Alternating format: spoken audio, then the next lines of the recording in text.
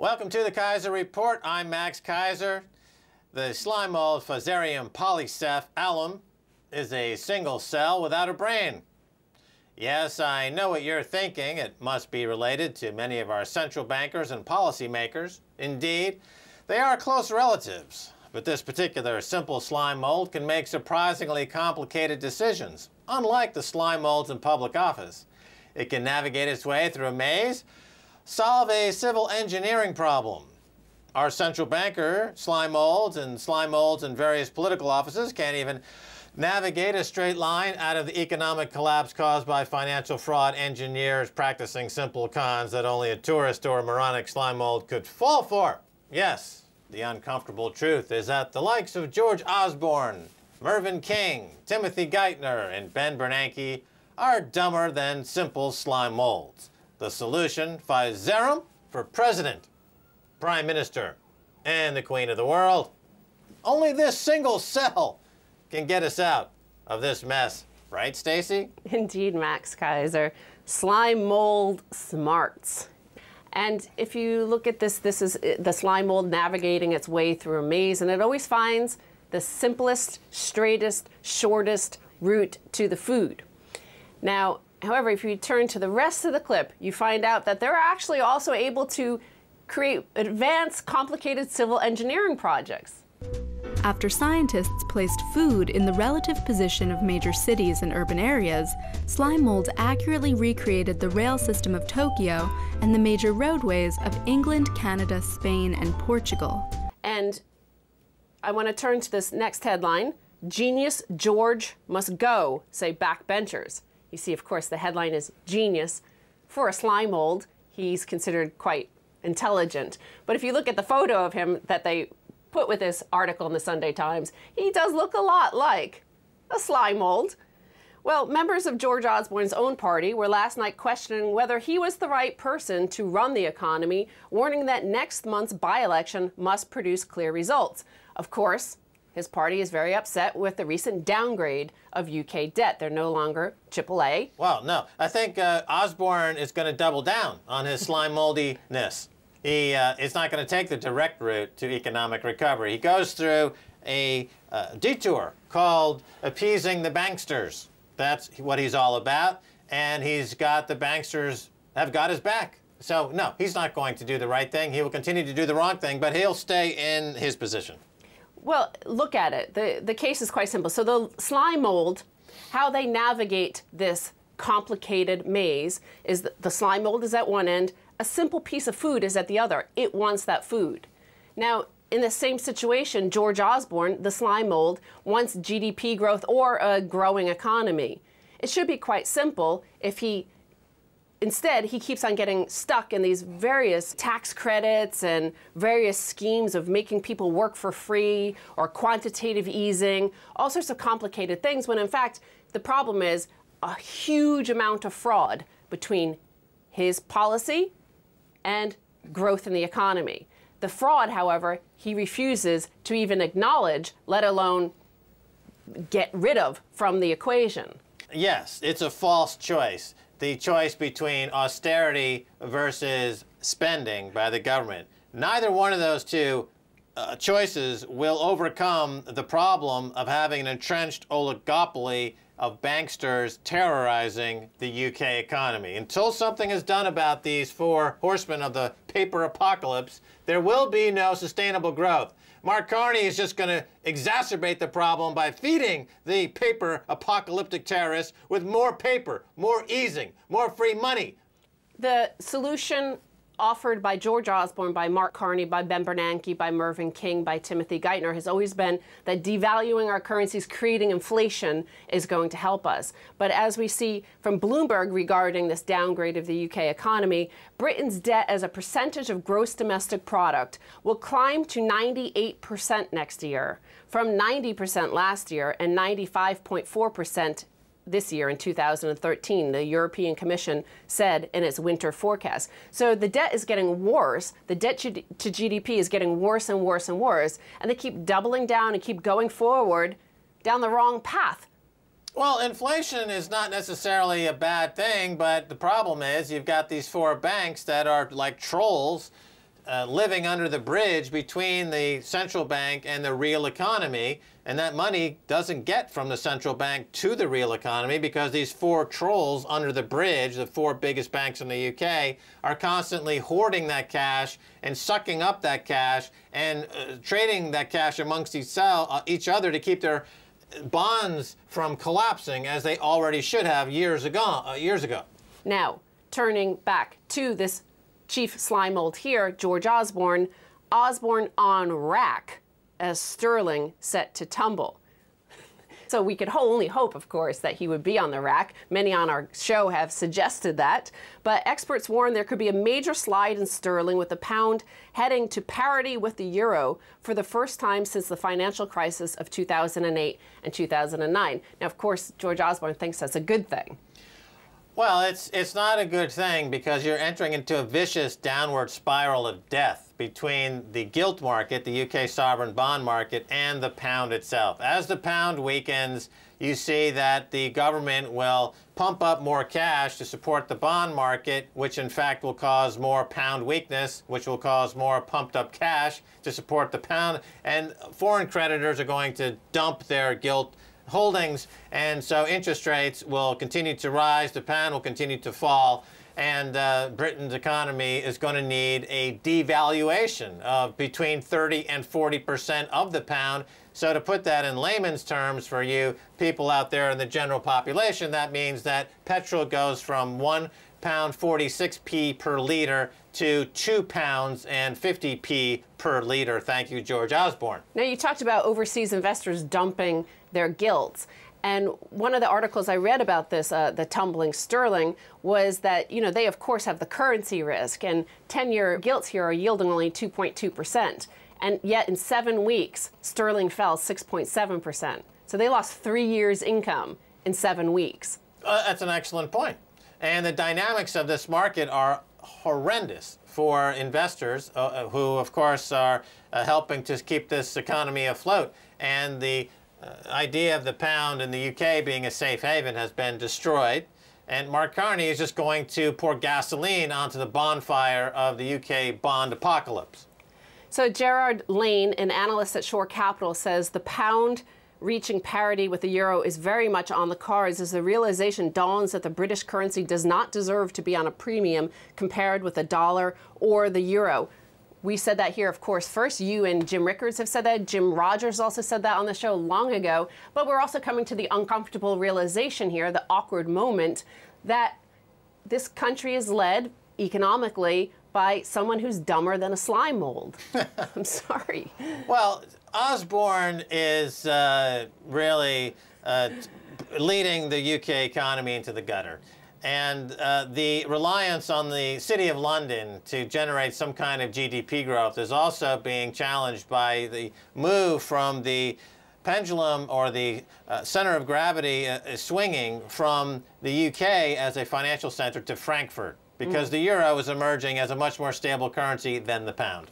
So he keeps on pushing inflation as the solution, and it loses every time. It doesn't help anybody. And we can see that the most important chart in British politics. So this is following on Simon Rosenberg's the North Star of Obama's policy, the most important chart in American politics, which is, if you look at this chart, the same in the UK, the same in the US, and that is that household incomes have lagged behind GDP and productivity growth. So here's your inflation for you. All the GDP growth is inflation, and it's going to the financial pushers. So the dark blue line on the bottom is median household income, and that's barely risen in 10 years, as you can see. Red line is output per worker, soaring. Light blue at the top is GDP per person. So it doesn't take a rocket scientist to see this is what's causing a lot of the strife, the inability for people to service their debts, because they're not capturing any of the gains in the economy. The inflation, the benefits of inflation are going to the very top. That's what I'm saying. The trolls and their clients under the bridge are grabbing all the money as it rolls off the press, and they're stuffing it in their pockets, and it's not getting into the real economy. Incomes are deteriorating in the UK.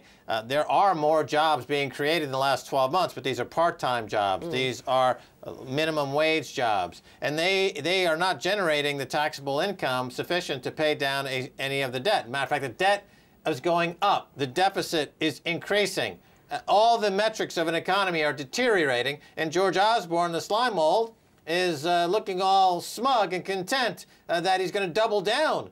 Well, Max, you forgot the most important part of that equation, why the debt is rising. They say there are more jobs being created, but George Osborne is including in that the free workers. You know, for this job back to work program, they're forcing people to go back to work at Poundland and various service sector jobs for free, but they're counting them now as employed. But of course, they're not earning an income. But of course, they're going to have to go into more debt to get to the job. Right, it's a serf experience program where people can get experience of being a debt slave and a serf, ready for the new paper apocalypse and the emergence of a neo-feudal system. So, going back to that chart there, one participant in a recent focus group organized by the think tank Policy Exchange explained her situation as this. My income doesn't allow ... You know, you go shopping and you're trying to cut your costs, but your ends don't meet anymore. I found over the last 12 to 18 months, I'm increasing my overdraft to make ends meet. When's it going to stop? I can't keep doing this.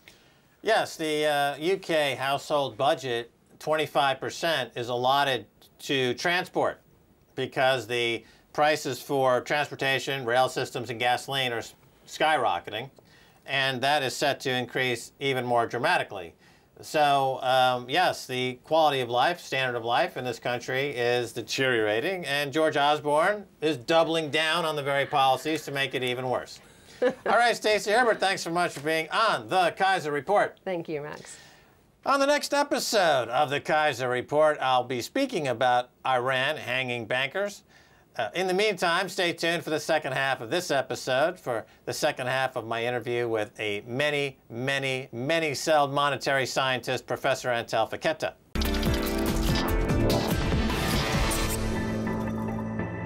Welcome back to the Keiser Report. I'm pleased to welcome back to the show Professor Antal Faketa of the New Austrian School. This time, the professor is here to talk about silver backwardation, manipulation, liberation, and also possibly about the Austrian School. Professor, welcome back to the Keiser Report. Thank you very much. I'm glad to be here. All right, Professor, we talk a lot about J.P. Morgan's involvement in silver manipulation, and but your work is interesting in that you've gone back, you've written a piece going back to 1879 to 1935. The world witnessed a spectacular event, the collapse of the value of silver by more than 80%. Tell us about it. This is really amazing how economic historians ignored that not just momentous, but a very decisive event, which is unprecedented in the whole history of civilization. Namely the elimination of silver money altogether. And it took that long, from 1879 to 1935, to accomplish that. And as you say, 80% of the value of silver was wiped out.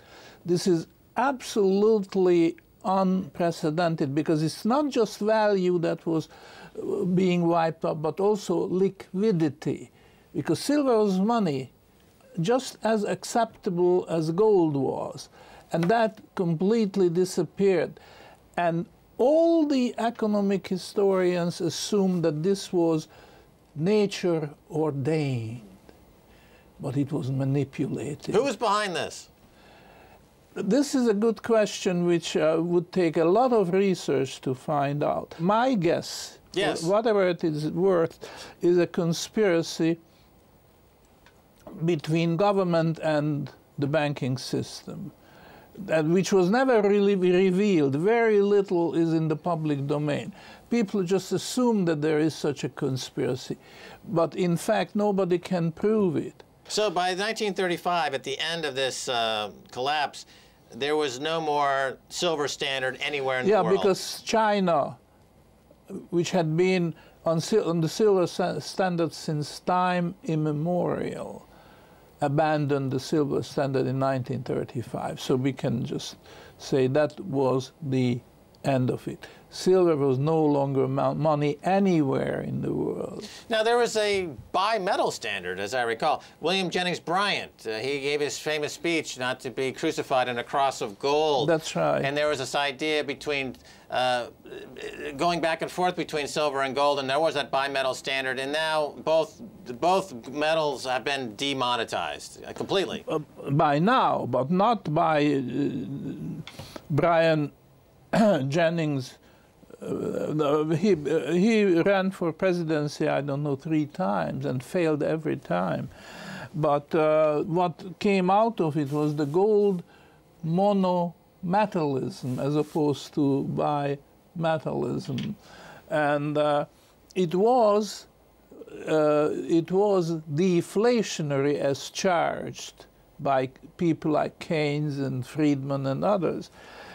But the reason was because they removed silver, you see, right, which meant a big contraction. Okay, so let's flash forward to today when people say there's not enough gold or gold is impractical as a monetary metal. They forget the fact that there was a bimetal standard, there was silver, people were on a silver standard, and it worked great for decades. Oh, for millennia. Now let me ask you this, because our friend Hugo Salinas Price in Mexico, he's been flying around the world trying to get countries to bring back silver or to monetize silver in places like Athens, and he's trying to do it in Mexico. So he's really the last vestige of this integrity in terms of metal. You're familiar with his campaign, and do you think he'll ever be successful with that? Yes, yes. But you see, bimetallism is a defective system because it fixes the gold-silver ratio. What the world really needs is a system with 2 monetary metals, but not a fixed ratio. The ratio would stabilize, in my opinion, once you put that into practice, but it should not be legally fixed, the ratio, and that is what the trouble was. Right, so you have a bimetal exchange or you have a metal standard. There is a thing called the market. The market can interact with the monetary metal, and you can have an economy where there's a reference point is based on something of intrinsic value. But once you bring bankers into the equation, once you bring derivatives, once you bring central planning, once you bring a fixed rate of exchange between these 2 metals, things tend to go haywire, yes, and then they blame the metals. They don't blame That's themselves right. for That's their own wanting to rig the market. Now, I wanted to bring us to market rigging as a topic, because you've written extensively about the bond market, and you wrote a piece recently, or a couple of years ago, front-running the Fed in the Treasury market. And the reason this is important is because people say that the Fed is printing lots of money, they're buying lots of bonds through quantitative easing, they're printing lots of money, but they don't see the inflation of all of this. But in the most high-profile case being Paul Krugman of the New York Times. But you have done a little bit deeper thinking on this and kind of are able to give us the full picture. To explain a little bit about front-running and why this has obscured the inflation debate. Yes. This is the most amazing thing to me, to my mind, in the history of science, that nobody, but nobody, save yours truly, pointed out that the idea of Keynes, when he proposed that it's just a matter of printing the bonds and selling them, that would take care of all the monetary problems. You see, once you introduce what they call open market operations, which is the central bank going to the open market and buying the bonds, the government bonds, from the banks, from ordinary people, from savings banks, from pension funds, and so on. This has a side effect which is absolutely devastating, and this is bond speculation. That's the side effect. Because the bond speculators are not stupid. They know that the central bank is doing that. So they are going to prevent the central. They want to pocket free, risk-free profits, and they do. And so this whole edifice of Keynesian economics collapses on the problem of speculation. Let me ask you this, because during the 1980s, when Bill Clinton was president, there were a group of folks in the markets called the bond vigilantes. Yeah, and but that goes back to the 19th century. So if the government was going to be fiscally imprudent, the vigilantes would sell off the bond market, and this would somehow force the government to be more prudent because interest rates would go up. But what we've seen with these programs of quantitative easing is the bond vigilantes have been neutralized. They've been taken out of the picture because the government themselves are both the seller of the bonds and the biggest buyer of their own bonds. So they have destroyed the price signal. And the inflation that should be appearing more obviously is showing up in what would be an historic, I mean, correct me if I'm wrong, but it seems like the bond bubble, the sovereign bond bubble in the US and the UK, and we can call it a bubble, is an historic bubble. And when that finally does burst, like all bubbles do, we'll see that inflation, but it'll come all of a sudden. And at the very, very end. But in the meantime, I wouldn't like to confuse a bond vigilante and a bond speculator. A bond vigilante is like it's a popular movement. But the bond speculators they are specialists, they are experts, they are very, very sharp. I understand your point between the vigilante and the speculator. The speculator is this breed of the past 10 or 15 years with 0% interest rates that has created this enormous bond bubble. Price discovery has been destroyed, and the tsunami of this inflationary cash will come into the market at some point, but it'll happen quite quickly. It's all, as a matter of fact, I believe this has all been foretold in something called the Austrian School of Economics. Yes. Right? I mean, so let's talk about the Austrian School, but I want to be very specific about the Austrian School of Economics question, because this is kind of the fundamental difference between Karl Menger, who is the founder of Austrian School, and Ludwig von Mises, the economist with whom most American Austrians would be familiar. So I set you up with A, the bond bubble collapse was foretold in Austrian School, but B, what's the difference between Menger and Ludwig von Mises? Well, to put it simply, Menger did not believe in the quantity theory of money, which is just a model, which is just a tool, if you like, to help understand. But Mises is a professed quantity theorist. And he said, well, it has to be refined, it has to be modified a little, but basically it's the right idea. There is an equilibrium price. Menger says, no, the markets create this equilibrium. And there are two prices, bid and offer. And no unified single price, monolithic, forget it. But isn't it, Menger it leans more on this thing called subjectivity, whereas the Mises is trying to quantify what Menger would say is subjective. Isn't there a bit of an attempt to quantify something that Menger is saying is unquantifiable and ineffable? Absolutely.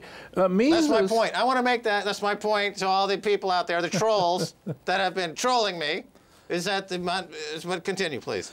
Mises is known as the greatest champion against positivism. But in fact, when it comes to the quantity theory of money, he becomes a positivist himself, because he is ignoring the subjective and concentrating on the objective. That's what I say. And to make that point is a cardinal sin. It brings excommunication. look at me. I am the living example. I've been excommunicated from the Austrian family, the School of Economics. So I had to call myself New Austrian School of Economics. Well, as far as I'm concerned, there's only one school of Austrian economics, and that's the New School of Austrian Economics. All right, Professor, thanks so much for, you come by anytime, but we're out of time. We'll have to say goodbye, and thanks so much for being on the show. Well, thank you very much. It was a great pleasure. Let's continue. Excellent. All right, and that's all the time we have for this edition of the Keiser Report with me, Max Keiser, and Stacy Herbert. I'd like to thank our guest, Professor Ficetta of FicettaResearch.com. If you'd like to contact us, you can email us at KeiserReport@rttv.ru or tweet us at KeiserReport. Until next time, Max Keiser saying bye, y'all.